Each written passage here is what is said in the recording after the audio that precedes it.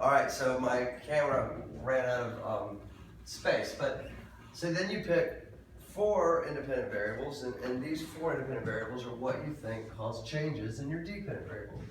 Now, it's not as simple as just looking at these variables and coming up with some idea and racing out and testing it. This class requires that you do a literature review. Look at the scholarly literature. What do other researchers say?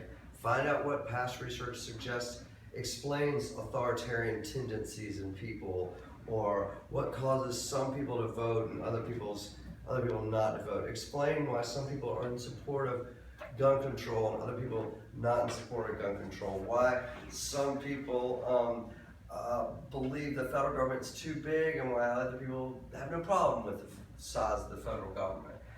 And where you do this, you may already know this, some of you have been in 500, or through JSTOR, that's my old favorite, but I'm starting to come around to Academic Search Complete. I think that is a case can be made that's even better than JSTOR, really.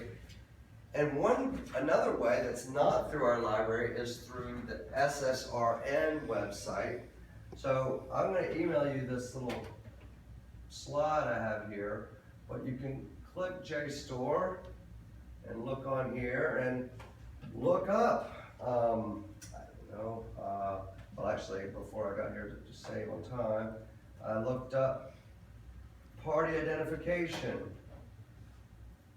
So I just looked up party identification,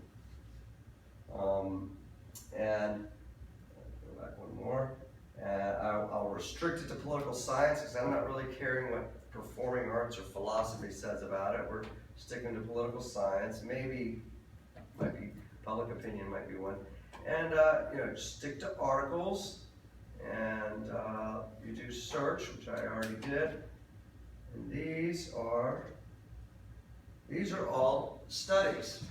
Okay, there's one after another. 95% of these things are not going to pertain to you. It's not going to be like served up on a platter. You're going to have to go through these and say, all right, that doesn't fit. Or they're not using National Election Surveys, the data, which I'm not, that's the only thing I'm supposed to use. Or they're not using GSS, General Social Survey data, because that's the other data set I can use. I can also use World too, I may note that. So look in there and see if there's something that jumps out. Alternatively, you can go to Academic Search Complete. It's a similar process. This would be an Academic Search Complete one. So you could look up party identification. It's a very common question. Full text scholarly journals. In other words, Newsweek and Time Magazine don't count here. Again, this thing's huge, Academic Search Complete. I mean, look, this is some Brazilian or some Latin American study.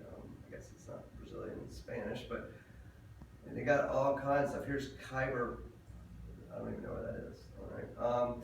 But there's all kinds of studies in here that you can look through. Lastly is SSRN. These are not peer-reviewed articles, but you can upload an article to the Social Science Research Network, is what SSRN stands for.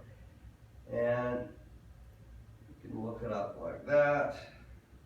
I've already done it. I got it right here. I can actually search from here, party identification. And there we go. This isn't what I thought it was going to look like. I think here's one, that's Australia. There's a better way to do it. I think it's easier to do. Party identification, and you can look in here, they got all kinds of stuff. I thought this was kind of interesting. Political polarization and income inequality. So you can open this one up. And you can download the paper. Well, I don't want to do that. I guess that's what I'm going to end up doing. You can get a free account. I just wanted to open the PDF in the browser. Actually, I've already done that. And there's the paper. The key thing here, maybe this is not exactly what you're looking for, all right? But what you can do once you find a paper is these people have done a lot of your work for you because, by the way, this is the NES data, but they have gone through and they have looked up, they have all kinds of references in here. So you might be reading through here and say, oh, actually, I'm interested in the gender gap. Let's look at the gender gap. Maybe that decline of marriage. So you can use these people, once you find one article, just one article that's pretty much exactly what you're interested in doing, you're set. Because then you go to their reference section. This is what everybody does. When you're a big pro like me, you go find the latest article, you go to their reference section, and you're like, that's exactly what I'm looking for. It tapers it down.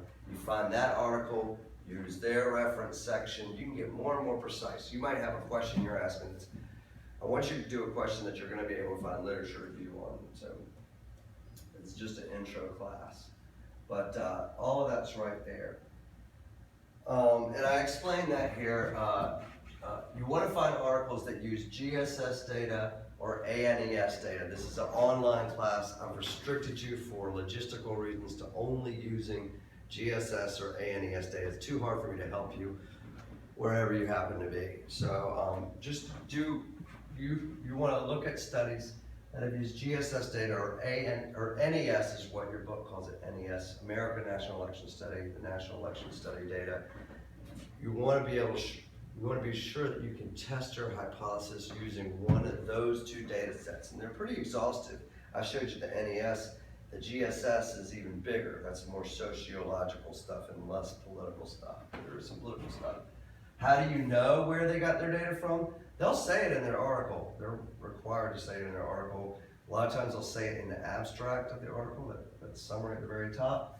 Otherwise, you'll have to leaf through the article, scroll through the article, and find their data section, their data and methods section, and that's where they'll tell you where they got their data from. Somewhere in there, it'll tell you where they got their data. So you should identify a question that you're interested in, find an article that deals exactly with your question or very close to your question, and look for one that tries to answer that question using ANES or GSS data. It's not impossible.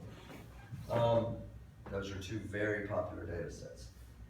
And that, I think let's tie it up right there. All right, see you later.